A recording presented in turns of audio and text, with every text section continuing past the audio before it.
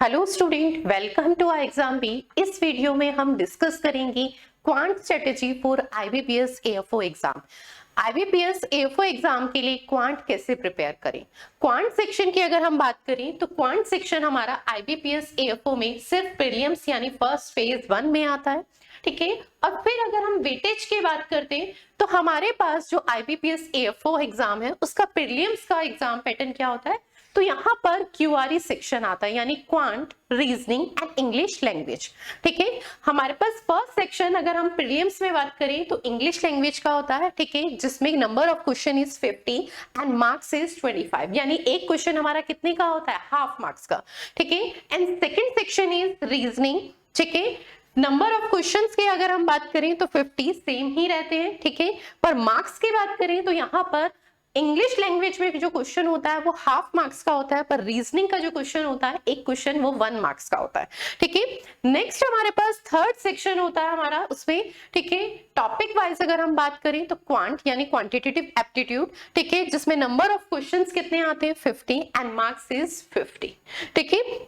तो हमारा जो प्रीलिम्स होता है वो 125 मार्क्स का होता है।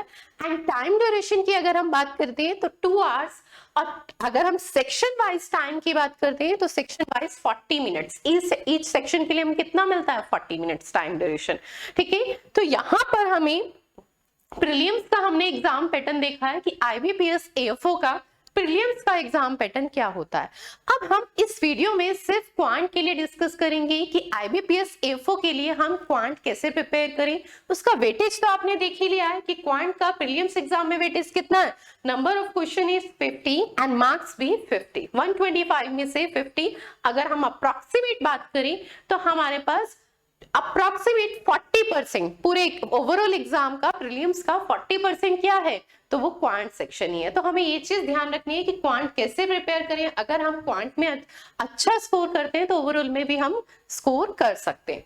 तो सबसे पहले हमें क्या पता होना चाहिए, आईबीपीएस जब भी हम किसी एग्जाम को देते हैं तो हमें उस एग्जाम का एग्जाम पैटर्न पता होना चाहिए एंड कंप्लीट हमें सिलेबस पता होना चाहिए।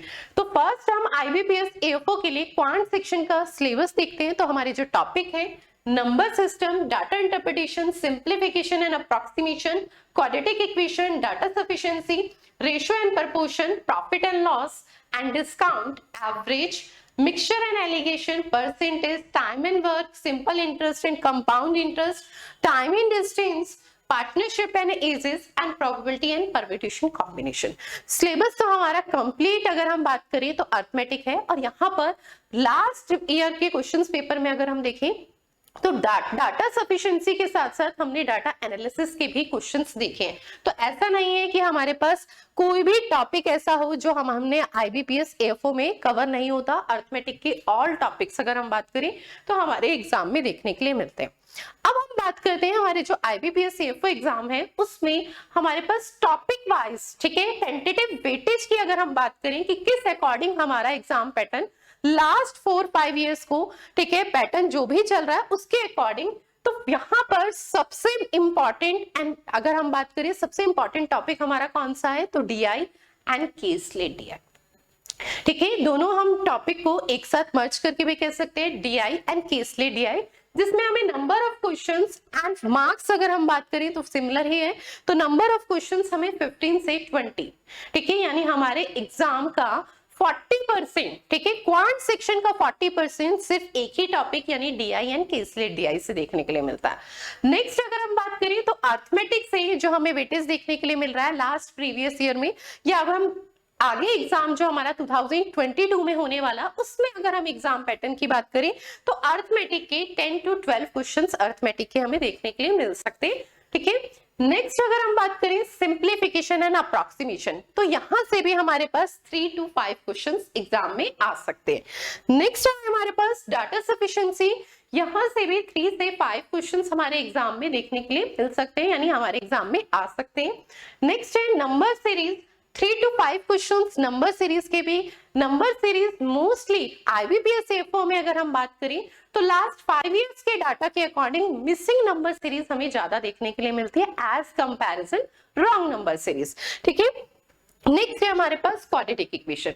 इस वीडियो में हम लास्ट 5 इयर्स का, ठीक है, अभी नेक्स्ट जो मैं डिस्कस करूंगी लास्ट 5 इयर्स का टॉपिक वाइज जो हमारा एग्जाम पैटर्न चल रहा है उसको डिस्कस करेंगे, और किस टाइप का हमारा आईबीपीएस एएफओ में किस टाइप के पर्टिकुलर टॉपिक वाइज क्वेश्चन आते हैं, तो वो भी हम पर्टिकुलर डिस्कस करेंगे। तो चलिए देखते हैं नेक्स्ट हमारे पास, ये है हमारे पास लास्ट 4 ईयर का, ठीक है, टॉपिक वाइज, ठीक है, वेटेज। तो हम सबसे पहले देखें कि कौन सा ऐसा टॉपिक है जिसमें से नंबर ऑफ क्वेश्चंस हमें सबसे ज्यादा देखने के लिए मिल रहे हैं। तो मैंने सिक्वेंशियल ऑर्डर में हमारे सामने first topic is DI. DI की अगर हम बात करते हैं तो हमारे पास 2021 में, ठीक है, डीआई से 15 क्वेश्चन आए थे, ठीक है, यानी 15 क्वेश्चन यानी 3 डीआई हमारे पास आई थी। किस टाइप की डीआई थी, कौन सा ग्राफ था, वो भी अभी हम नेक्स्ट में डिस्कस करेंगे, ठीक है। सारा डाटा हम डिस्कस करेंगे कि 2021 में डीआई आई थी तो उसमें किस टाइप का ग्राफ आया था, ठीक है, किस लेवल के क्वेश्चन आए थे अगर हम डीआई में बात करते हैं, ठीक है। यहां पर सिर्फ मैंने अभी इस शीट में ये डिस्कस कर रही हूँ कि कितने क्वेश्चंस हमारे किस पर्टिकुलर टॉपिक से आए थे, यानी टॉपिक वाइज सिर्फ वेटेज, ठीक है। फिर हम इसमें क्वेश्चन के लेवल के भी बात करेंगे, किस टाइप का एग्जाम, किस टाइप के क्वेश्चंस आ रहे हैं वो भी हम इसमें डिस्कस करेंगे। तो हमारे पास डीआई से 2021 में 15 क्वेश्चन आए थे एंड 20 में हमारे पास 20 क्वेश्चंस आए थे, यानी 4 डीआई हमारे पास आई थी, ठीक है। एंड 19 में 2 डीआई आई थी 10 मार्क्स की, 10 क्वेश्चंस आए थे, एंड 2018 में भी हमारे पास 4 डीआई। तो अगर हम इसमें ओवरऑल देखें तो डीआई हमारे पास एग्जाम में 15 to 20 मार्क्स आ ही रही है, यानी 3 या 2 डीआई हमें देखने के लिए, मिनिमम 2 एंड मैक्सिमम 4 डीआई हमारे को एग्जाम में देखने के लिए मिल सकती है। नेक्स्ट है हमारे पास नंबर सीरीज। नंबर सीरीज से भी 4 ईयर के अकॉर्डिंग अगर हम देखें तो 5 क्वेश्चंस बिल्कुल फिक्स आए हुए हैं। बस हमें ये देखना है कि कौन से ईयर में मिसिंग नंबर सीरीज आई है एंड कौन से ईयर में रॉन्ग नंबर यानी रॉन्ग टर्म सीरीज आई है। नेक्स्ट है हमारे पास simplification and approximation. Simplification and approximation के हमारे पास क्वेश्चन 2019 को छोड़ के बाकी 2018, 20 एंड 21 सब में 5 क्वेश्चंस एग्जाम में आए हैं, ठीक है। सिर्फ 2019 में हमारे पास सिंप्लीफिकेशन और अप्रोक्सीमेशन से कोई भी क्वेश्चन नहीं आया था। नेक्स्ट है हमारे पास एवरेज। एवरेज से हमारे पास 2021 एंड 20 में तो 2 क्वेश्चंस थे एंड उससे प्रीवियस अगर हम बात करें तो 1 क्वेश्चन, यानी 1 मार्क्स तो मिनिमम इस टॉपिक का वेटेज है ही, ठीक है। Next is profit and loss. तो प्रॉफिट एंड लॉस का भी 2 मार्क्स का वेटेज है ही, ठीक है। Next is simple interest and compound interest, तो मिनिमम 1 मार्क्स का उसका वेटेज है ही। अर्थमेटिक के ओवरऑल अगर हम हर चैप्टर की बात करें तो 2 या 1 का वेटेज है हमारे पास, और ये बिल्कुल कंफर्मेशन के साथ है कि कौन से ईयर में कितने क्वेश्चंस आए थे अर्थमेटिक में पर्टिकुलर किस टॉपिक से, ठीक है। नेक्स्ट है हमारे पास सबसे इंपॉर्टेंट टॉपिक में अगर हम बात करें क्वाड्रेटिक इक्वेशन। पर क्वाड्रेटिक इक्वेशन से हमेशा फिक्स क्वेश्चन नहीं आए हैं, ठीक है। 2020 में आए हैं, 2019 में, पर ना 2018 में एंड ना ही तो 2021 में देखने के लिए हमें क्वाड्रेटिक, तो हम ये पर्टिकुलर फिक्स नहीं कह सकते, नंबर सीरीज से तो कंफर्म आए थे, पर अगर हम देखें तो कभी सिंप्लीफिकेशन से एंड कभी हमें क्वाड्रेटिक इक्वेशन से क्वेश्चन देखने के लिए मिल सकते हैं। तो पर्टिकुलर 3 टॉपिक्स हमारे number series, quadratic equation and simplification and approximation, इनमें से हर साल कोई 2 टॉपिक आते हैं, ठीक है। वो 2 टॉपिक 2 कॉम्बिनेशन कोई भी हो सकते हैं, यानी 2021-2 में अगर हम बात करें तो इन 3 टॉपिक में से कोई भी कॉम्बिनेशन हो सकता है, ठीक है। Next is data sufficiency. Data sufficiency के भी 2021 में क्वेश्चन नहीं थे, उससे प्रीवियस ईयर में अगर हम बात करें तो 3, 5 एंड 5 का वेटेज हमारे पास था, ठीक है। नेक्स्ट है हमारे पास केसले डीआई, एंड केसले डीआई भी लास्ट 3 ईयर से हमारे पास पर्टिकुलर एक केसले डीआई जो मॉडरेट लेवल की है, ठीक है, हमें एग्जाम में देखने के लिए मिलती है। लास्ट प्रीवियस 3 ईयर में अगर हम बात करें तो एक केसले डीआई फिक्स आई है और मॉडरेट लेवल की आई है, ठीक है। एंड डाटा एनालिसिस 2018 एंड 19 में हमें क्वेश्चन देखने के लिए मिले थे, पर 20 एंड 21 में नहीं मिले, जिसे हम क्वांटिटी 1 एंड क्वांटिटी 2 के क्वेश्चंस कहते हैं, ठीक है, जिसमें हमें कंपैरिजन करके बताना होता है, ठीक है। ये टोटली बेस किस पे होते हैं, अर्थमेटिक पे। तो ये था हमारा टॉपिक वाइज वेटेज, ठीक है, लास्ट 4 इयर्स का, जिसके रिस्पेक्ट में हम हमेशा अपनी प्रिपरेशन करने की स्ट्रेटेजी हमें जो बनानी होती है ना तो वो हमेशा टॉपिक वाइज वेटेज, किस टॉपिक की कितनी इंपॉर्टेंस है उसी के अकॉर्डिंग हम हमेशा प्रिपेयर करते हैं। रीजन, जिस टॉपिक का वेटेज काफी ज्यादा है उसे हमें बहुत ही स्ट्रांग बनाना होता है, ठीक है, उसमें हमें बहुत ही मेहनत करनी होती है। तो ये चीज ध्यान रखिए कि हम किन टॉपिक को स्किप करना चाहें तो कर सकते हैं, वो यहीं से डिसाइड होगा। और किन टॉपिक में कोई कॉम्प्रोमाइज नहीं हो सकता, जैसे for example number series, DI. बहुत सारे स्टूडेंट ऐसे होते हैं जिन्हें डीआई में बहुत प्रॉब्लम होती है, पर डीआई में आईबीपीएस एएफओ का जो हम एग्जाम देने जा रहे हैं, हम डीआई टॉपिक में अगर हमें नहीं समझ आ रहा तो हम उसमें बिल्कुल भी कॉम्प्रोमाइज नहीं कर सकते। हमें कहीं ना कहीं एक बार पढ़ने पे अगर ये टॉपिक समझ नहीं आ रहा तो हमें 2 बार पढ़ना पड़ेगा, 2 टाइम्स उसकी प्रैक्टिस करनी पड़ेगी, पर हमें उस टॉपिक को अच्छे से प्रिपेयर करना होगा। तो अब इसी के अकॉर्डिंग डिसाइड करेंगे। जैसे अगर हम बात करें मेंसुरेशन टॉपिक काफी लेंथी भी है, पर अगर हम नंबर ऑफ क्वेश्चन की बात करें तो 1 मार्क्स का ही क्वेश्चन आया हुआ है और वो भी कंफर्म नहीं है, तो हम उस टॉपिक को स्किप कर सकते हैं, ठीक है। जैसे हमारा नेक्स्ट टॉपिक अगर हम बात करें तो आपके पास time and work, time and ये डिस्टेंस भी कहें, तो इन टॉपिक्स में से भी, या सिंपल एंड कंपाउंड इंटरेस्ट, तो ऐसे एक टॉपिक को भी हम स्किप करना चाहें तो कर सकते हैं। पर हमारे पास कुछ पर्टिकुलर टॉपिक्स में हम बिल्कुल कॉम्प्रोमाइज नहीं कर सकते। First is a DI, second is a number series, and third is a simplification and approximation, and fourth is a quadratic equation, and fifth is data sufficiency। ये 5 टॉपिक्स IBPS AFO के लिए सबसे important है, ठीक है। हमें इन्हें काफी ही इन टॉपिक्स पे काफी मेहनत करनी है और बहुत स्ट्रांग बनाना है। चलिए नेक्स्ट देखते हैं।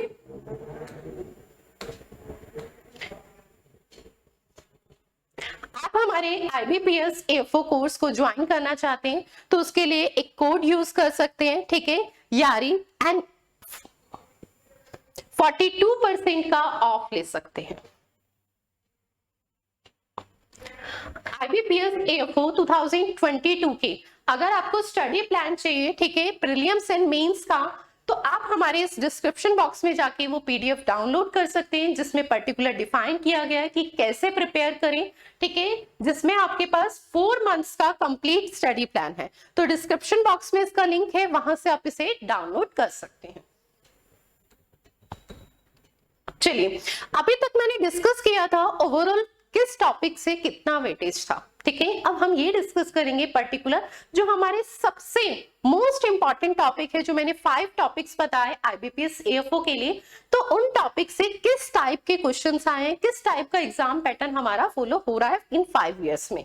तो फर्स्ट अगर हम देखें क्वाड्रेटिक इक्वेशन, तो क्वाड्रेटिक इक्वेशन से हमारे पास 2019 एंड 20 में 5 क्वेश्चंस आए थे, ठीक है, और क्वेश्चंस का जो लेवल था वो क्या था, इजी टू मॉडरेट था, और सिंपल क्वाड्रेटिक इक्वेशन थी जिसमें हमें वो 5 कंपैरिजन जो पूछे जाते हैं, जिसमें से कौन सा कंपैरिजन इस क्वाड्रेटिक इक्वेशन को फुलफिल करेगा। तो सिंपल क्वेश्चन थे, कोई भी ऐसा नहीं था कि कोई पैटर्न चेंज हुआ हमारा क्वाड्रेटिक इक्वेशन का, बिल्कुल जैसी सिंपल फॉर्म होती है उसी फॉर्म में हमारे पास क्वेश्चन आए थे। चलिए नेक्स्ट देखते हैं।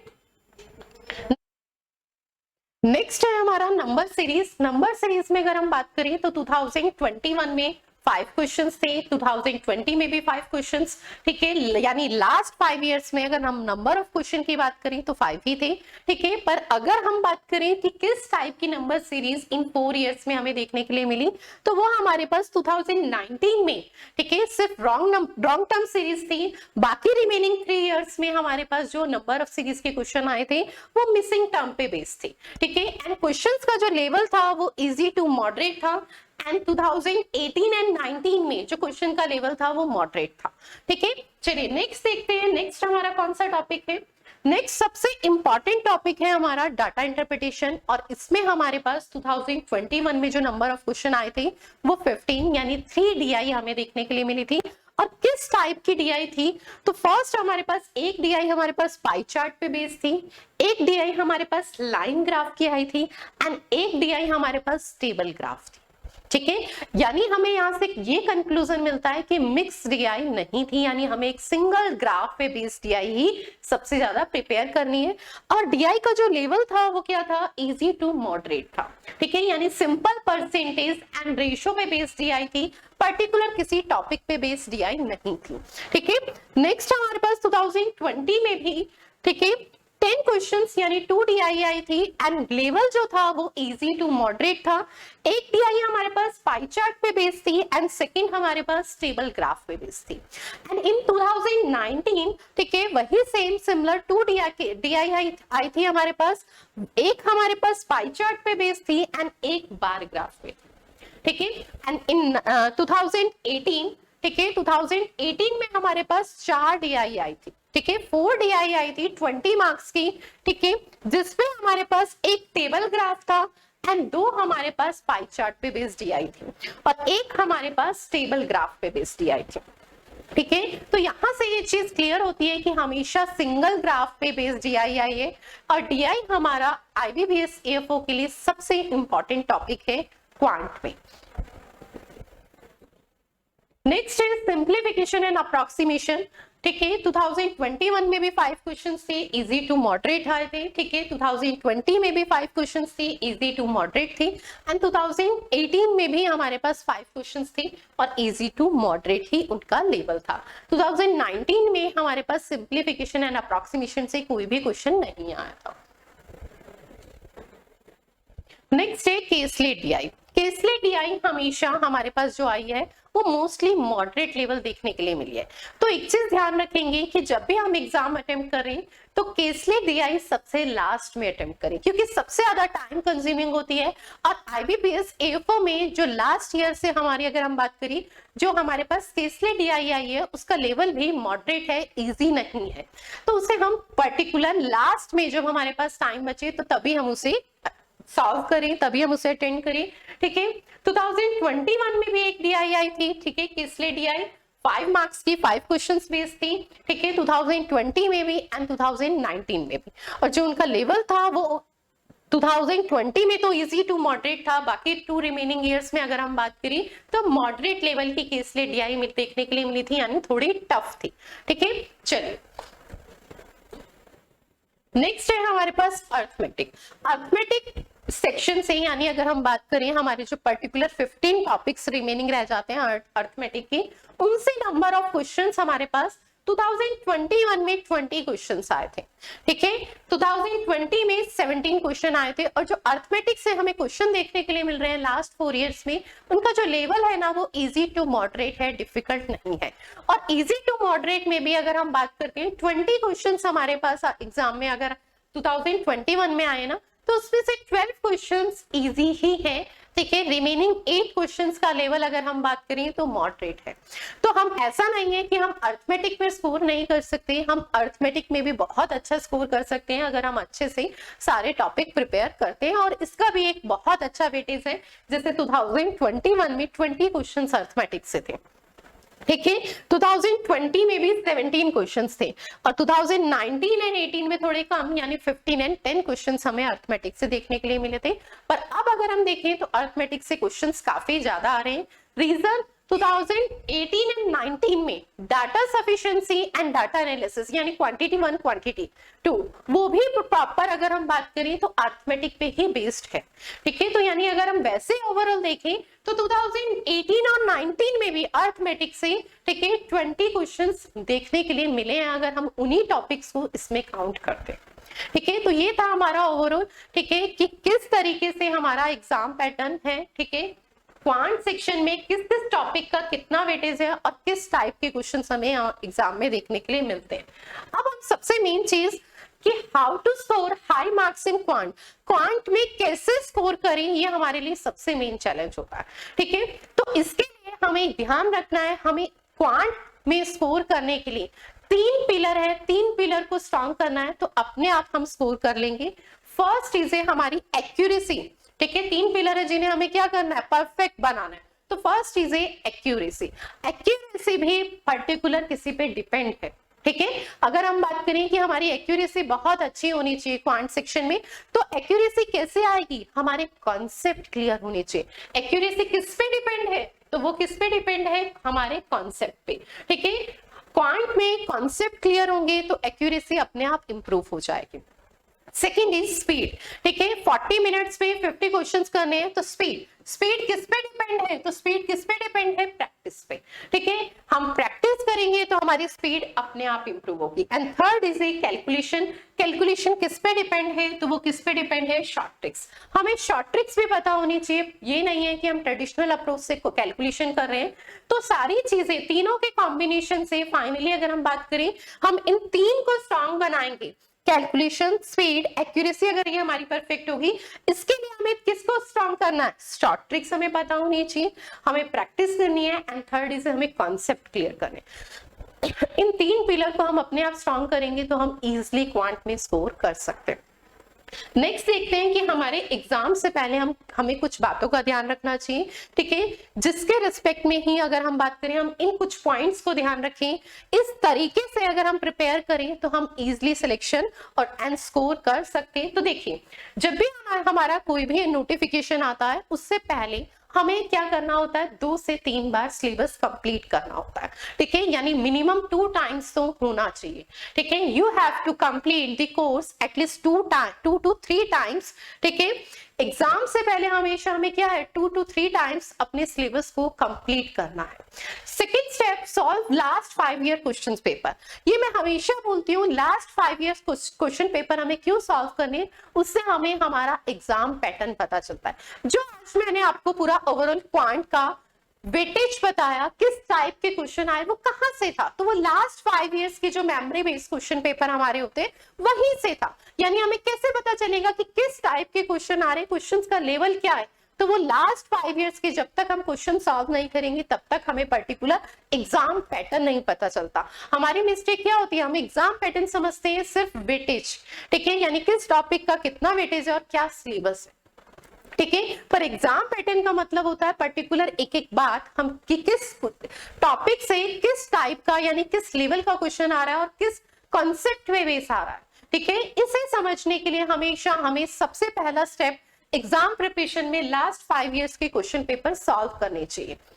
Third is content should be relevant. हमें कंटेंट ना रिलेवेंट पढ़ना है। जो IBPS AFO है, उसमें जो हमारे पास क्वेश्चन का लेवल है क्वांट में, वो इजी टू मॉडरेट है। तो हमें डिफिकल्ट क्वेश्चंस की प्रैक्टिस नहीं करनी है, हमें अपना टाइम वेस्ट नहीं करना।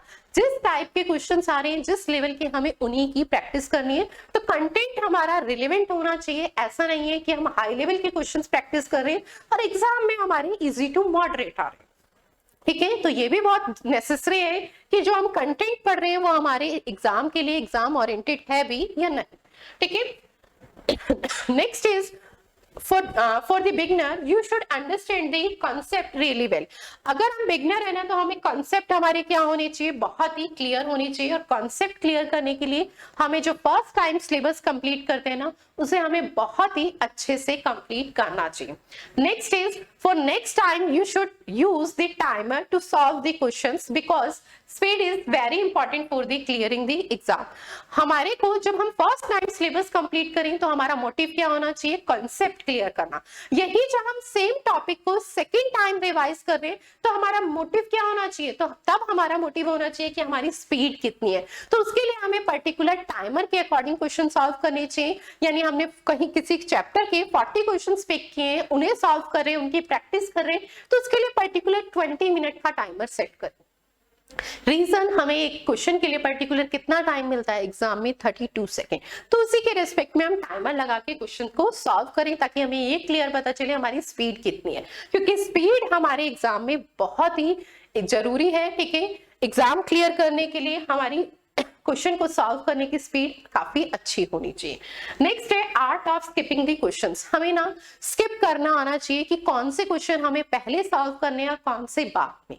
ये बहुत इंपॉर्टेंट रोल प्ले करता है। जैसे मैंने कहा था कि IBPS AFO में लास्ट 3 ईयर से जो केसलेट DI आ रही है वो मॉडरेट लेवल की है। और फॉर एग्जाम्पल आपके 5th या 10th क्वेश्चन ही केसलेट DI का हो, ठीक है, तो हम उसे अटेम्प्ट करेंगे नहीं, क्योंकि वो टाइम कंज्यूमिंग है। उसे हम कब सॉल्व करेंगे? लास्ट में, जब हमारे पास टाइम हो, ठीक है। तो यानी हमें उससे पहले क्या करना है? उस क्वेश्चन को स्किप करना है।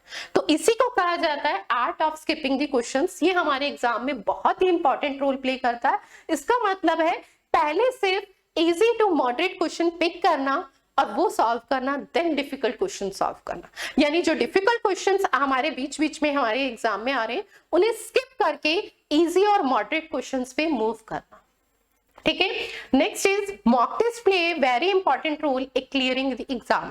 ठीक है, हमारे एग्जाम को क्लियर करने में मॉक टेस्ट सबसे इंपॉर्टेंट रोल प्ले करता है और हमें लास्ट के 20 डेज सिर्फ मॉक टेस्ट ही प्रैक्टिस करना चाहिए। रीजन, एग्जाम से पहले एग्जाम जैसा माहौल क्रिएट करना। ठीक है, सेम जैसा हमारे एग्जाम पैटर्न है वही सेम चीज अपनी लाइफ में इंप्लीमेंट करना। कैसे? हमें वहां पर हमें क्या है, बहुत सारी चीजें, जैसे अगर हम बात करें तो ऑफलाइन पढ़ना एंड ऑनलाइन, ठीक है, एग्जाम देना बहुत ही डिफरेंट होता है। फिर अगर हम जब प्रिपरेशन करते हैं तो पर्टिकुलर एक टॉपिक पढ़ रहे होते हैं और वहां पे हमें पर्टिकुलर, हम प्रीलिम्स में ही बात करें तो 3 टॉपिक्स यानी एक साथ माइंड में रखना और उन्हें प्रैक्टिस करना, उनको सॉल्व करना। तो वही सेम चीज हमें एग्जाम से पहले अपने साथ इंप्लीमेंट करनी है, तो उसके लिए मॉक टेस्ट की प्रैक्टिस करनी है। ठीक है, तो ये कुछ इंपॉर्टेंट स्टेप थे एग्जाम को क्लियर करने के लिए। ठीक है, बाकी इस बार का IBPS AFO एग्जाम हमें कंफर्म क्लियर करना है। आप लोग कमेंट बॉक्स में जरूर बताइएगा क्या इस स्ट्रेटेजी को फॉलो करके